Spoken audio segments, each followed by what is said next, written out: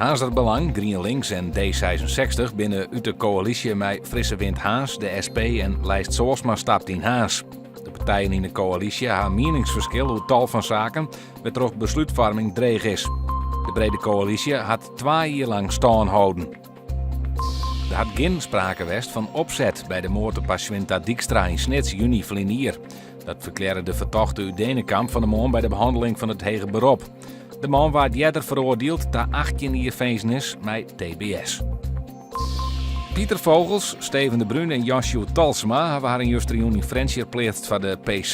Het was voor het eerst in de historie dat het sectiende parcours hem via een keerts afplaatsen kon. Daarbij werd ook nog keerts met Gielerlin, een experiment dat de meerwaarde hem nog net echt van bewijst had, nevens het keertsboen.